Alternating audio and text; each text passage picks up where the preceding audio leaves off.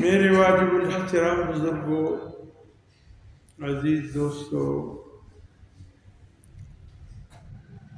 ماہ رمضان المبارک کا عظیم مہینہ جو اپنی جلوں میں ہزاروں رحمتیں اور برکتیں لے کر طلوع ہوا تھا، تقریباً اپنی نصف کو پہنچنے والا ہے۔ جنہوں نے اس لمحات کو یا اچھے دنوں کو سستی اور کاہلی میں گزارتے ہوئے سستی اور غفلت کی نظر کر دی، ان پہ بھی یہ ایام گزر گئے، اور جنہوں نے کچھ کمائی کی اس حوالے سے ان پہ بھی گزر رہے ہیں۔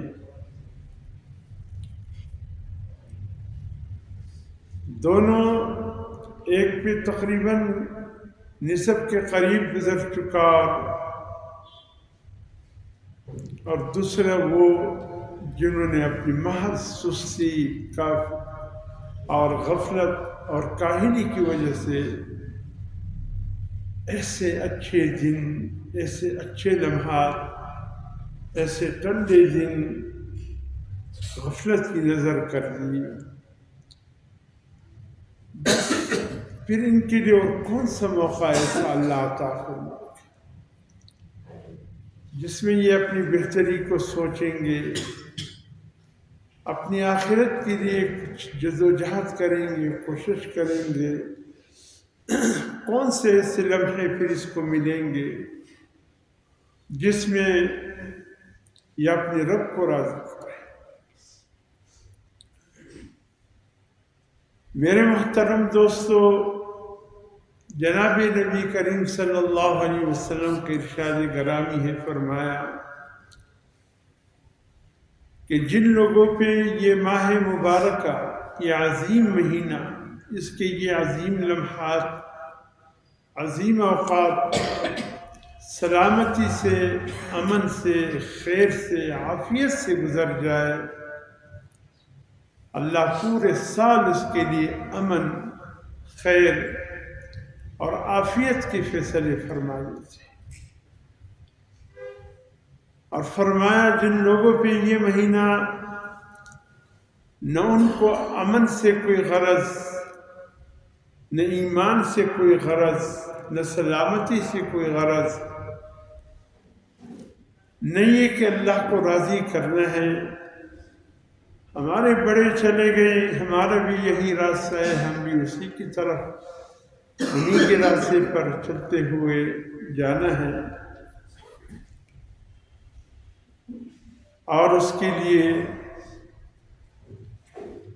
وہ اپنے حق میں بہتر فیصلے کرے، پورے سال امن، عافیت اور خیر سلامتی کے ساتھ رہتا ہے۔ اگر اس کے برعکس ہو، پھر پورا سال اس پر پریشانی لاحق رہی، کوئی امن، کوئی خیر، کوئی سلامتی اس سے نہیں ملی۔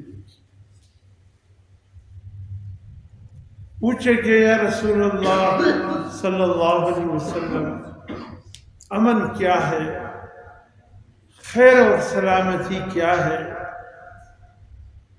کہ جن پہ یہ مہینہ امن اور سلامتی کے ساتھ گزرے، وہ ہے کیا؟ اس کی تشریح ایک اور حدیث میں حضور صلی اللہ علیہ وسلم نے اس انداز سے فرمایا الصوم جنہ، یہ روزہ ڈال ہے، جب تک اس کو پاڑ نہ ڈالے کوئی۔ صحابہ نے عرض کیا یا رسول اللہ صلی اللہ علیہ وسلم، روزہ کس چیز سے پھٹ جاتا؟ فرمایا غیبت سے، جھوٹ سے، جھوٹی قسم سے، بہتان سے، وہ جتنے اللہ اور اس کی ناراضگی کے امور ہیں ان سب سے روزہ پھٹ جاتا ہے۔ تو گویا امن، سلامتی، خیرخواہی اس چیز کا نام ٹھہر گیا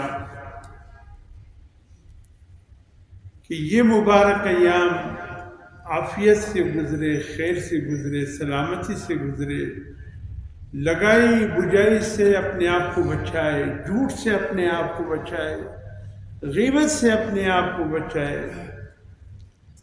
اور ایسے امور جس سے اللہ اور اس کے رسول ناراض ہوتے ہیں اس سے اپنے آپ کو بچائے، اور اس طرح ماہ رمضان المبارک اس پر گزرے، پھر پورے سال اس کے لیے امن اور سلامتی رہے۔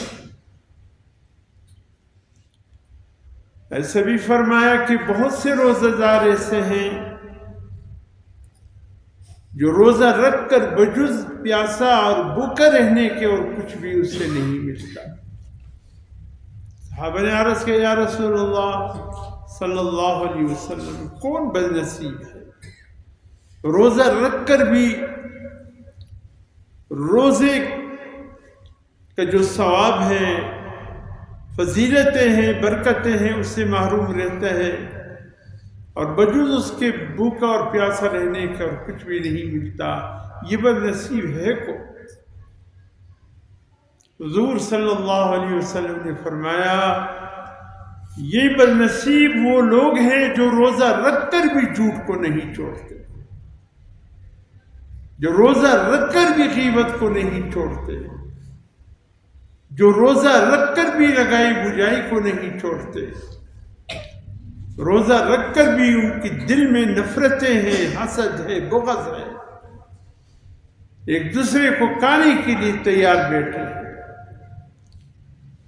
یہ وہ لوگ ہیں جو روزہ تو رکھتے ہیں لیکن بجز بھوکا اور پیاسا رہنے کے اس کو کچھ بھی نہیں ملتا۔ روزے کا تو ایک مقصد تھا،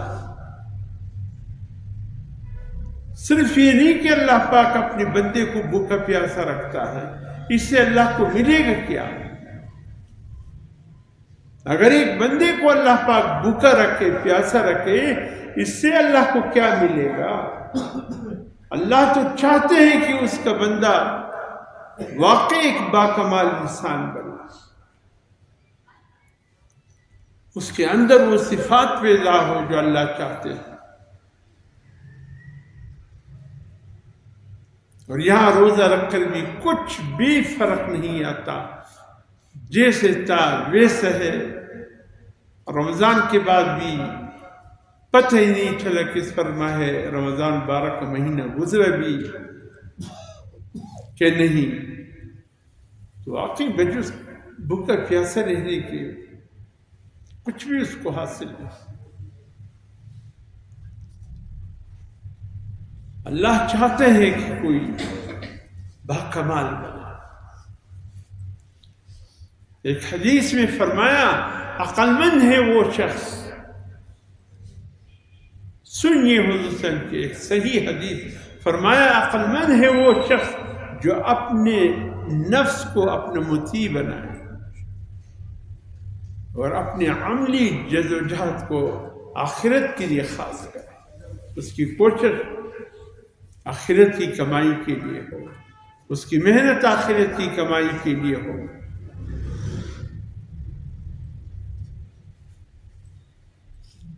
اور فرمایا عاجز ہے وہ شخص،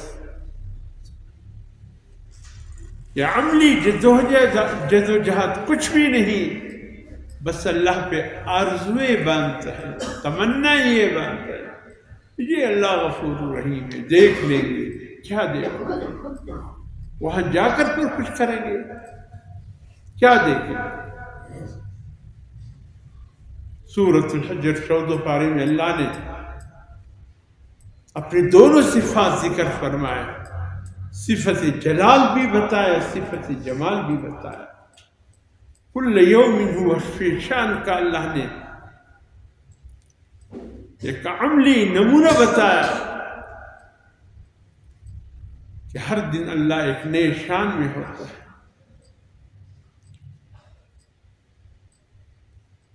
سورۃ الحجر میں اللہ کیا فرماتے؟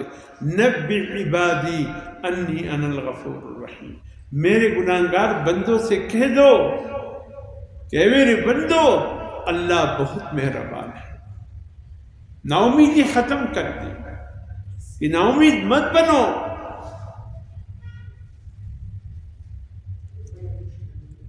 طلبگار بن کر آؤ، امید اللہ کے سامنے ایک اچھی امید کے ساتھ آؤ، یعنی کہ یہ کہ کوئی گناہ سرزد ہو جائے۔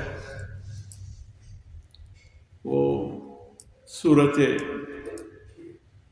فرقان 19ویں پارے کے 4 رکوع میں اللہ پاک نے وعباد الرحمن الذین یمشون علی الارض ہونا، اس رکوع میں اللہ نے اپنے نیک بندوں کی صفات ذکر فرمائی۔ اور جانتے ہو یہ آیتیں جو نازل ہوئی ہیں، یہ پورا رکوع جو نازل ہوا ہے، یہ کس کی شان میں نازل ہوا؟ اللہ، رونگٹے کھڑے ہو جاتے اللہ کے دریا دلی کو دیکھ کر، اللہ پاک کے رحم دلی کو دیکھ کر کہ کتنے مہربان ہے اللہ اپنے بندوں پہ، اپنے گناہگار بندوں پہ کتنا مہربان ہے۔ بندے آئے تو صحیح،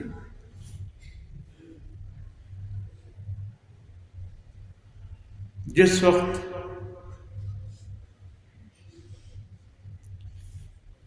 احد کا ایک منظر آپ میں سے اکثر جانتے ہیں کہ کیا ہوا، جیتی ہوئی جنگ ہار میں تبدیل ہو گئی۔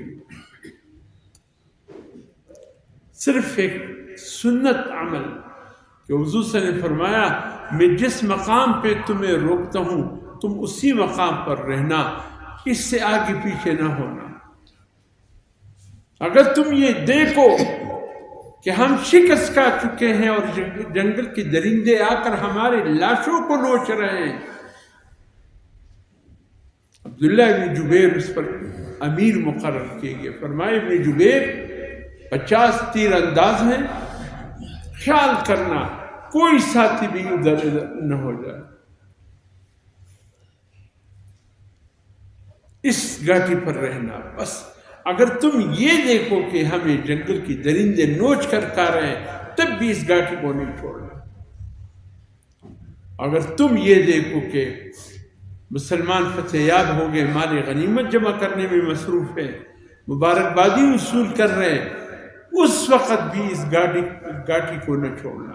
تم 50 ہو، ابن جبیر تم اس کے امیر ہو، خیال کرنا اپنے مامورین کو سنبھال کر کے رکھنا، کوئی ادھر ادھر نہ ہو جائے۔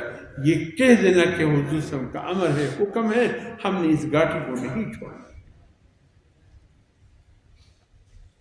خواہ کامیابی کی صورت ہو تب بھی، خواہ ناکامی کی صورت ہو تب بھی، کسی حالت میں جب تک میں نہ کہوں کہ آؤ پھر آ جانا، اس وقت نہیں آنا۔ اللہ کی شان ابتدا میں مسلمان فتح یاب ہو گئے اور ہمارے غنیمت جمع کر رہے تھے۔ مامورین نے کہا، امیر ابن جبیر سے کہا، امیر اگر حکم ہو اب جائیں، مسلمان تو جیت گئے ہیں، جب اب مال غنیمت جمع کر رہے تھے۔ ابن جبیر نے کہا، حضور صلی اللہ علیہ وسلم کی بات یاد ہے، کیا کہا تھا؟ ہم نے کسی حالت میں اس مقام کو نہیں چھوڑنا، جب تک خود حضور صلی اللہ علیہ وسلم ہم سے نہ کہے آؤ، ہم نے اس وقت نہیں چھوڑنا۔ امیر تو مسلمان جیت چکے ہیں، فرمائے جیتے ہو تب بھی حضور صلی اللہ علیہ وسلم کا امر تھا کہ جب تک میں نہ کہوں تم لوگوں نے نہیں آنا۔ عبداللہ بن اللہ کی شان خالد بن ولید جو اس وقت کفار کی طرف سے، کفار کے کمانڈر تھے، اسلام نہیں لائے تھے، وہ پورے احد کے پہاڑ کو کراس کر کے جہاں یہ یہودیوں کی بستیاں تھی، بنو قینقاع، بنو نذیر، بنو قریظہ، جو آباد زمینیں تھی، کھجوروں کے باغات تھے، پانی تھا، بہت کچھ تھا، یہیں پر تمام قبائل یہود کے آباد تھے۔ یہ بالکل احد کا پہاڑی ہے، احد کے سامنے مدینہ ہے، سیٹ پر یہودی قبائل تھے، اچھا خاصا پہاڑ ہے۔ ابن جبیر نے یہ خالد ولید نے اپنے ساتھ ایک بہت بڑا جثہ لے کر پورے پہاڑ کو کراس کیا، ایک طے شدہ پلان تھا، کفار سے کہا تم یہی رکو، ہم پیچھے پہاڑ کو کراس کر کے آئیں گے اور مسلمانوں کو چکی کے دو پارٹ کے بیچ میں لے لیں گے، پھر دیکھیں گے۔ اور اللہ کی شان اپنے منصوبے میں کفار کامیاب ہو گئے۔ ادھر سے خالد ولید کے دستے پہنچ گئے، یہاں سے کفار یہودیوں نے جو پناہ دی تھی، مسلمانوں نے یہ خیال کیا کہ یہ بھاگ گئے، لیکن یہ ازلی مسلمانوں کے دشمن بدبخت یہود، ان لوگوں نے ان کفار کو پناہ دی تھی۔ وہ اس طرف سے آ گئے، مسلمان یہ کفار دوسری طرف سے پورے احد کو کراس کر کے یہاں پر پہنچے۔ مسلمان حیران تھے، کفار کہاں سے ہمارے اوپر حملہ آور ہوئے؟ سامنے سے ہم لڑے کہ پیچھے سے لڑے؟ یہاں سے دفاع کرتے ہیں، وہاں سے وار ہوتا ہے، وہاں سے دفاع کرتے ہیں، یہاں سے وار ہوتا ہے، یہ کہاں سے حملہ ہوا ہے ہم پہ؟ کسی کے پلے کچھ بھی نہیں آ رہا۔ یہ بہت سخت دن تھا۔ حضور صلی اللہ علیہ وسلم کی زندگی کے 10 دن ہیں، تاریخ میں آیا ہے، منتخب کر کے یہ 10 دن ایسے دن حضور صلی اللہ علیہ وسلم کی زندگی کے ہیں۔ انشاءاللہ کسی وقت میں عرض کروں گا کہ آپ صلی اللہ علیہ وسلم کی زندگی کی 10 دن بڑے سخت، بڑے امتحان کے تھے۔ ان میں ایک دن یہ بھی ہے، جیتی ہوئی جنگ مسلمان ہاتھ۔ جس وقت کفار اپنے ایک پلان کے تحت عمل کرتا ہے، اس وقت ابن جبیر کے ساتھیوں نے کہا اب مسلمان جیت گئے، ہمیں جانا چاہیے۔ تھوڑی سی حضور صلی اللہ علیہ وسلم کے حکم کی خلاف ورزی ہو گئی۔ آپ نے کہا اس گھاٹی کو نہیں چھوڑنا، بس مسلمانوں سے تھوڑی سی یہاں ایک بات ہو گئی تھی، اس گھاٹی کو چھوڑ دیا۔ حضور صلی اللہ علیہ وسلم نے فرمایا تھا نہیں چھوڑنا۔ اس میں بہت سی شہادتیں ہو گئی، 70 کے قریب مسلمان اچھے خاصے شہید ہو گئے۔ حضور صلی اللہ علیہ وسلم کی شہادت کی افواہ پھیل گئی، آپ کی دندان مبارک شہید ہو گئے۔ آپ کے جو خود آپ نے لوہے کا جو ٹوپی پہنا ہوا تھا، اس کے 2 نوکدار وہ جو بنے ہوئے ہیں وہ آپ کی پیشانی میں پیوست ہو گئے۔ بیہوشی چاہ گئی، کمزوری کی وجہ سے جو منافقین نے گڑھے کھودے تھے، حضور صلی اللہ علیہ وسلم اس گڑھے میں گر گئے، اور منافقین نے یہ چال چلا کہ حضور صلی اللہ علیہ وسلم کی شہادت کی خبر نشر کر دی۔ تو اس وقت ابو سفیان کے غلام، ہند کے غلام نے موقع ڈھونڈا، واشی ابن حرب، موقع سے اس نے فائدہ اٹھایا اور سید الشہداء حمزہ، حضرت حمزہ رضی اللہ تعالیٰ عنہ پہ وار کر گئے اور اس کو شہید کر دیا، اس کی بدن کے 11 ٹکڑے تھے۔ بڑا سخت تھا، کیسے سخت دل تھا یہ انسان جس نے وحشی کے بدن کی 11 ٹکڑے کیے۔ اس لائق نہیں تھا کہ اس کو معاف کر دیا جائے، اس لائق نہیں تھا کہ اس کو اس کے جرم کی سزا دیے بغیر کہہ دیا جائے کہ جاؤ ہم نے معاف کیا، اس لائق نہیں تھا۔ اور حضور صلی اللہ علیہ وسلم کو بہت دکھ پہنچا گیا تھا۔ اللہ کی شان یہ پھر مسلمان ہوا، دور دور رہتا تھا، حضور کے قریب نہیں آتا تھا۔ جس دن جنگ امامہ ہوا، صدیق اکبر رضی اللہ تعالی عنہ کے وقت میں جو جھوٹا مدعی نبی بنا تھا، مسیلمہ کذاب یمن والا، واشی ابن حرب، اس انتظار میں تھے کہ میں نے عظیم مسلمان رہنما کو شہید کیا، اس کے بدلے میں کاش کوئی بڑا کافر میرے ہاتھ سے جہنم واصل ہو جائے۔ اللہ کی شان، اللہ نے اس کا موقع کچھ اس انداز سے دیا کہ جھوٹا مدعی کذاب، جھوٹا مدعی نبوت مسیلمہ کذاب، وہ اس کے ہاتھوں سے جہنم واصل ہوا۔ ایک جگہ حضرت حمزہ جیسے ہستی کو شہید کیا، بدلے میں کافروں کا جتنا بڑا لیڈر تھا اس کو مار دیا، اور حضور صلی اللہ علیہ وسلم کو یعنی اطلاع بھی کر دی گئی یا سرم، واشی ابن حرب نے تو کمال کر دیا۔ پھر یہ حضور صلی اللہ علیہ وسلم کے بارگاہ میں آیا تھا اور اس کو پتہ تھا حضور صلی اللہ علیہ وسلم کو میں نے بہت دکھ پہنچایا ہے، تکلیف پہنچایا ہے، سامنے نہیں کر سکتا تھا۔ کچھ صحابہ کرام کو بولا کہ جاؤ حضور صلی اللہ علیہ وسلم سے میری سفارش کر دو، میں حضور صلی اللہ علیہ وسلم کا سامنا کرنا چاہتا ہوں، آپ کے قریب آنا چاہتا ہوں، آپ کے چہرے انور کے سامنے بیٹھ کر آپ کے چہرے پہ مسکراہٹ لانا چاہتا ہوں۔ لوگوں نے وحشی سے کہا وحشی جرم ایسا ہے کہ حضور صلی اللہ علیہ وسلم کیسے تمہیں معاف کر دیں؟ کہا جاؤ کہو تو۔ صحابہ آئے مسکرائے، حضور نے فرمایا خیر ہے، کوئی بات تو نہیں ہوئی، تم کیوں مسکرا رہے ہو؟ یا رسول اللہ وحشی آیا ہے، وحشی ابن حرب آئے، حضرت حمزہ کا قاتل آیا ہے۔ حضور صلی اللہ علیہ وسلم نے کہا کیوں آیا ہے؟ یا رسول اللہ معافی کا خواستہ کر، کسی مجھے معاف کر، بہت بڑا جرم مجھ سے ہو گیا، مجھے معاف کر۔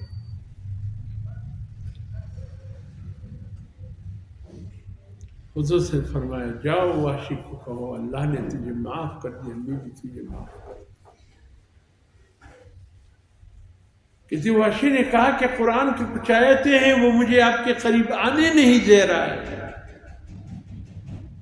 حضور نے فرمایا کون سی آیتیں ہیں؟ وحشی بن حرب نے 19ویں پاری کے یہ چوتھے رکوع کی آیتیں سامنے کر دیے کہ اللہ فرماتے ہیں ہر گناہگار کو میں معاف کر لیتا ہوں، لیکن جس نے اللہ کے ساتھ کسی کو شریک ٹھہرایا ہے اس کو معافی نہیں ملے گی۔ قرآن رکاوٹ ہے۔ میں نے تو معبودین کو بھی سجدہ کیا ہے، اللہ کے علاوہ کسی اور کو بھی معبود بنایا ہے۔ حضور نے فرمایا جاؤ وحشی سے کہو اللہ نے یہ جرم بھی معاف کر دیا تمہارا، تو بتائے بن کر آئے۔ ایسا میں ایک اور قرآن کی ایک اور بات بھی رکاوٹ ہے، کہا کیا؟ قرآن کہتا ہے کہ اللہ اس شخص کو معاف کر لیں گے جو توبہ کر لے، جس نے ناحق کسی کو ولا یقتلون قتل نہ کیا۔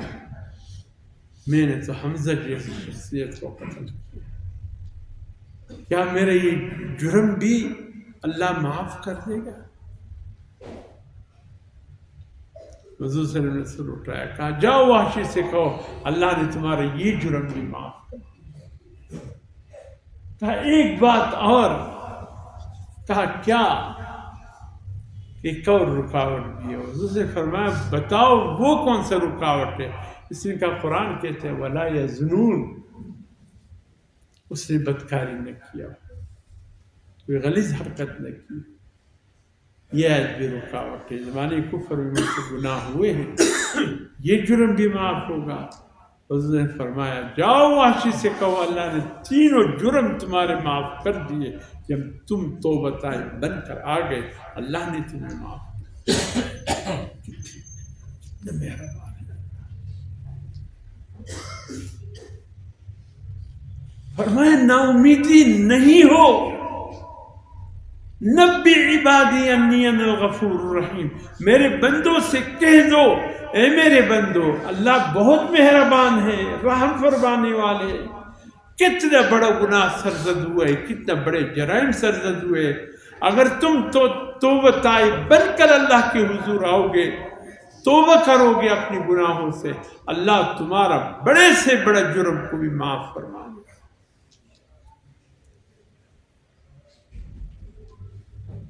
لیکن ساتھ میں میرے بندوں سے یہ بھی کہہ دینا اللہ کہ نبی عبادی انی انا الغفور الرحیم وان عذابی هو العذاب العلیم، کہ کسی نے اپنے رب سے معافی نہیں مانگی اور بغیر اللہ سے معافی مانگی دنیا سے چلا گیا، پھر اللہ کا عذاب بھی بڑا سخت ہے۔ وان عذابی هو العذاب العلیم، کہ میرے بندوں سے کہہ دے کہ میرا عذاب العلیم، پھر یہ بڑا سخت عذاب ہے، معمولی عذاب مت سمجھنا، تم آؤ تو صحیح۔ تو اس لیے فرمایا عقل مند شخص وہ ہے، حضور فرماتے ہیں جو اپنے نفس کو مطیع بنائے، نفس کو اپنے اوپر حاوی نہ بنائے، بلکہ نفس بجائے اس کے کہ یہ نفس کا غلام بنا رہے، نفس کو اپنا غلام بنا، اور اس کی عملی جدوجہد آخرت کے لیے. اور فرمایا عاجز ہے وہ شخص کہ عمل ندارت کچھ عمل نہیں کرتا، کچھ عمل نہیں کرتا.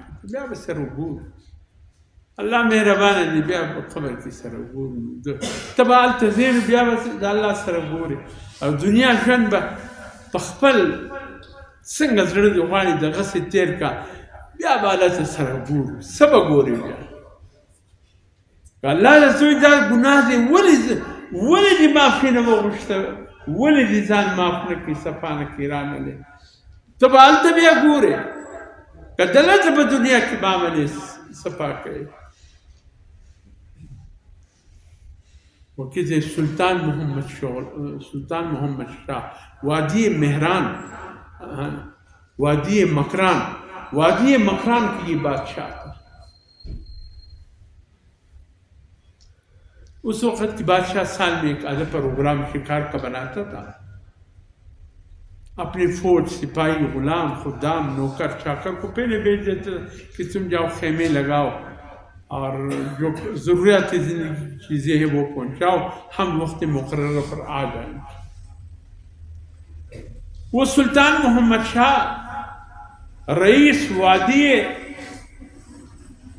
مکران، اس کے نوکر غلام، تاریخ بتاتے ہیں سب پہنچ گئے تھے.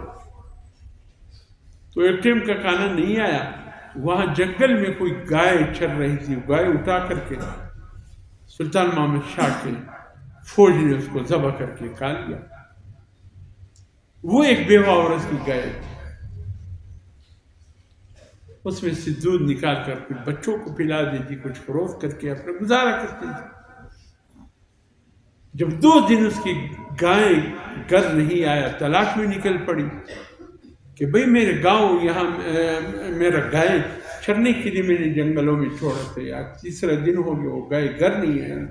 بتایا کہ وہ تو سلطان محمد شاہ کے سپاہیوں نے کہا پی لیا، گھر جاؤ تمہیں ختم نہ کر دے، یہ تو ایک گائے تو جو ہضم کر گئے. پھر کسی سے پوچھے کہ کیا کروں، میرا تو گزارا اس ایک گائے پر تھا، بیوہ عورت ہوں. کہا کہ سلطان محمد شاہ گیا ہے شکار کے لیے، فلاں تاریخ کو واپسی ہوگی، یہ ایک پل جو ہے نہر کے اوپر، یہ ایک ہی پل ہے، اسی پر اس کا گزر ہوگا، اس پل پہ اس تاریخ کو آ کر کھڑی ہو جائے اور اس سے اپنے تقاضا کرنے گئے. وقت موقع پر جب سلطان محمد شاہ کی واپسی تھی، یہ دائیں بائیں چلتے چلتے آخر اس پل کے قریب آ گئے. جس دن سلطان محمد شاہ کی سواری کے آنے کا وقت تھا، یہ آ کر پل پر کھڑی ہو گئے. لوگوں نے ہٹو بچوں کی آواز لگائی کہ ہٹو بادشاہ کی سواری آ رہی ہے، لیکن اس نے کہا میں اس وقت تک اس پل سے نہیں ہٹوں گی. اس بیوہ نے کہا جب تک سلطان محمد شاہ سے میری ملاقات نہیں کرا. خیر آ کے سلطان محمد شاہ کہا کیا بات ہے، یہ بیوہ کیا کہہ رہی ہے؟ کہ یہ کہہ رہی ہے اس کے ایک گائے تھا جس پہ گزر اوقات تھا، وہ سپاہیوں نے ذبح کیا اور کھا لیا، یہ آپ سے کچھ کہنا چاہتی ہے. سلطان محمد شاہ نے کہا اس کو میرے قریب آنے دو. یہ وہ بیوہ قریب آ گئے.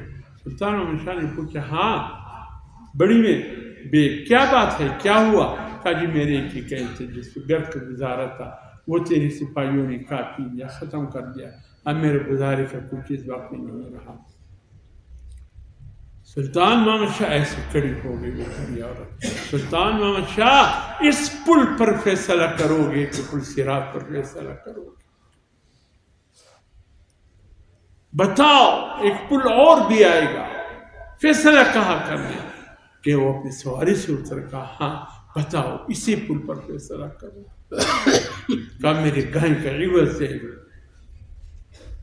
کہا کتنی گائے چاہیے؟ کہا بس ایک ہی گائے کا. کہا 100 گائے اس کو دے دو. بادشاہ تھا، انہوں نے ایک گائے کا مطالبہ کیا، بادشاہ وقت میں اس کو 100 گائے دے دی. کہا جاؤ اب تو خوش ہو؟ کہا خوش ہو. کہا پل صراط پر تو میرا راستہ نہیں روکو گے؟ کہا اب نہیں روکو. پل صراط پر اب کڑی نہیں. اگر یہ ہمارا عقیدہ بن جائے کہ کل پل صراط پہ کوئی ہم سے ہمارا حق لینے والا کوئی نہیں ہوگا تو کتنے پھر بابرکت سفر ہوگا. نہ والدین کڑے ہوں گے، نہ اولاد، نہ بہن بھائی، نہ رشتہ دار. سب کے حقوق دنیا میں ادا ہے. نہ کسی مسلمان کا کوئی حق میری ذمے ہے. کوئی حقدار کڑا نہیں ہوگا میرے راستے میں پل صراط پہ، آسانی سے طے کر لوں گا. اور اگر وہاں پر کڑے ہو گئے اور مطالبہ کہ یا اللہ اس نے میرا حق کا ہے، یہ میرا بھائی تھا، میرے بھائی میرا حق کا گیا. بہن کڑی ہو گئی، یا اللہ یہ میرا بھائی تھا، والد صاحب کے سرمایہ میں اس کا بھی حق تھا، میرا بھی حق تھا، لیکن اس نے میرا حق بھی کھا لیا. اس بہن کے ساتھ کیا کرو گے پل صراط؟ اس بھائی کے ساتھ کیا کرو گے؟ اگر والدین کہیں یا اللہ یہ میرے بچے تھے، اولاد تھے، کوئی میری خبر نہیں، کیا کرو؟ اس لیے فرمایا عاجز ہے وہ انسان جس کی سب محنت سب کچھ دنیا کے لیے اور آخرت کے حوالے سے اللہ پر آرزوئے باندھے، بس میرا رب مجھے معاف کر دے گا. کیسے معاف کر دے گا؟ تم نے دنیا کی کسی کو معاف نہیں کیا، آخرت میں جب تک وہ بندہ تجھے معاف نہ کرے اللہ کیسے معاف کرے؟ دنیا میں معاملے صاف کرو. اس لیے فرمایا جس کا ماہ رمضان سلامتی اور خیریت و عافیت کے ساتھ گزر جائے پورے سال، وہ پھر عافیت اور سلامتی میں رہے. یہ معمولی مہینہ نہیں ہے، اللہ نے بہت کچھ کمانے کے لیے یہ مہینہ ہمیں عطا فرمایا. آؤ سوچے کہ اس کا کوئی حق تو ہماری ذمہ نہیں ہے، کوئی لین دین تو ہماری ذمہ نہیں ہے، کوئی بھائی بہن کا حق دینا اور لینے کی بات ہماری ذمہ تو نہیں ہے، کسی کا قرض لینا ہے کسی کا دینا ہے ہماری ذمہ تو نہیں ہے. ایسا نہ ہو کہ کل پل صراط پر یہ حقدار کھڑے ہو جائے، ہمیں ہمارے گریبانوں سے پکڑے اور اللہ سے کہے یا اللہ فیصلہ فرما. خالی تمناؤں سے کچھ نہیں ہوتا. یہ اللہ معاف فرما دے گا. تم اللہ کے بندوں کے حق کو معاف نہیں کرتے، اللہ تمہیں بھلا کیسے معاف کرے گا؟ اس لیے فرمایا یہ مہینہ اللہ نے ہمیں عطا فرمایا، بہت کچھ سمجھنے کے لیے دیا. فرمایا عمل کے میدان میں پیچھے مت رہو، قیامت کے دن فیصلے اعمال پر ہونے ہیں، اور اس اعمال کی محنت کے لیے اللہ نے یہ مہینہ عطا فرمایا. ہمیں آخرت بنانے کے لیے محنت کرنی ہے، کوشش کرنی ہے اسی دنیا. اگر یہ رمضان بھی دوسرے مہینوں کی طرف گزر جائے پھر کیا رہے گا؟ کون سا اور ایسا مہینہ آئے گا جس میں آپ اپنے رب کو راضی کریں گے؟ سوچ لیجیے. بڑا بابرکت اور خیر کا مہینہ، سفارش کا مہینہ، معافی کا مہینہ، غمخواری کا مہینہ، اللہ کی معافی کا مہینہ. لیکن کچھ تو ہم بھی تو کریں نا. حضرت کعب بن عجرہ کی روایت اکثر ہمارے تبلیغی ساتھی کے فضائل اعمال کے حلقوں میں آپ سنتے رہتے ہیں. بیٹھا کرو ان کے ساتھ، فضائل اعمال کی جو حدیث ہے سنتے رہا کرو. مسائل علماء سے بیٹھ کر سیکھو، فضائل تبلیغ کے حلقوں میں بیٹھ کر سیکھو. کعب بن عجرہ کی روایت. ان دنوں میں فضائل رمضان چل رہا، گھر میں بھی آپس میں ایک دوسرے کو سناؤ، مسجدوں میں بھی ایک دوسرے کو سناؤ اللہ کیا کہہ رہے، اللہ کے رسول کیا کہہ رہے. کہ حضرت کعب بن عجرہ فرماتے حضور صلی اللہ علیہ وسلم نے ممبر کی 3 سیڑھوں پہ قدم رکھا، ہر سیڑھی پر آمین کہا. ہم نے ایک دن پوچھا خلاف معمول کوئی بات آج ہم نے آپ سے دی تھی؟ فرمایا جبریل صلی اللہ علیہ وسلم آئے تھے، انہوں نے کہا میں 3 بد دعائیں دوں گا، اے اللہ کے حبیب تو نے ان 3 بد دعاؤں پر آمین کہنا ہے. فرمایا جب میں نے پہلے قدم پر سیڑھی پر ممبر کے 3 سیڑھیوں سے قدم رکھا، جبریل علیہ السلام نے کہا ہلاک ہو جائے وہ شخص جس نے بوڑھے والدین کو ضعف کی حالت میں پایا، ان کی خدمت کر کے اپنے آپ کو جنت کا حقدار نہیں مانا. بوڑھے ہڈیوں پر رحم کاؤ، خدا را ان کو ناراض مت ہونے دو تے ورسې چې د چا د کوره د مور پلار جنازې وتلي نن هغه کورونه قبرستان دي جن گھروں سے والدین کی جنازے اٹھ چکے ہو جاؤ آج ان کی گھر قبرستان بن چکے بھائی بھائی کا دشمن نظر آتے بہن بھائی کا بھائی بہن کا دشمن نظر آتے والدین تو خیر و برکت والے ہیں ناراض نہ ہو جائے والدین سے خدا را پھر ہلاکت میں کیا تردد باقی رہے گا ولا تسعر خدک للناس منہ مت موڑو ان سے ولا تقل لهما اف تک مت کہو بچے کے معنی ہوتے ایک بات 100 مرتبہ کہو جی ابا جان جی بابا جان بات سنو کیا کہتے ہیں اس کی کیا تقاضے ہوں گے ایک بوڑھا ماں باپ اس کی کیا تقاضا ہوگا لیکن یہ ہمارے لیے جنت کے دروازے بھی ہے جہنم کے دروازے اگر راضی کرو گے یہی جنت کے دروازے ناراض کرو گے تو یہی جہنم فرمایا کہ ہلاک ہو جائے وہ شخص دوسری سیڑھی پر قدم رکھا کہ جس کے سامنے حضور صلی اللہ علیہ وسلم کا نام آئے اور وہ درود نہ پڑھے اتنا تو کر سکتے ہو جب بھی حضور صلی اللہ علیہ وسلم کا نام آئے صلی اللہ علیہ وسلم اتنا تو پڑھ سکتے ہو یہ کم از کم چھوٹے درود ہے اتنے تو پڑھ لیا کریں حضور صلی اللہ علیہ وسلم کا بڑا حق ہے ہم پہ اللہ کا دین ہم تک پہنچایا خدا کی قسم اگر حضور صلی اللہ علیہ وسلم نہ ہوتے خدا جانی آج ہماری جبین کس درد پر جھک رہی ہوتی ہم نے کس گائے کو اپنا معبود بنایا ہوا ہوتا ہم کس پتھر اور لوہے کے دانت کے سامنے سجدہ ریز ہوتے یہ تو حضور صلی اللہ علیہ وسلم کی برکتیں ہیں کہ آپ نے ہماری جبین کو سجدے کی جگہ بتایا کہاں سجدہ کرنا فرمایا تیسری بد دعائی کہ ہلاک ہو جائے وہ شخص جس نے ماہ رمضان المبارک کا روزہ پایا اور اس کی مغفرت نہ ہوئی ارے اگر کسی پر رمضان بھی ایسے گزر گیا جیسے باقی مہینے گزر گئے اور پھر بھی اللہ اس کو معاف نہ کرے اس کی ہلاکت میں کیا تردد باقی رہے اس مہینے کو کم از کم اپنے حق میں مغفرت کا ذریعہ بنا اللہ کو راضی کرو دعاؤں میں گزارو تلاوت قرآن میں کم از کم ٹھیک ہے دنیا کمانے پر بھی ہم لگے ہوئے لیکن بس کر پورے 11 مہینے دنیا کما لیا کچھ وقت ہم اللہ کو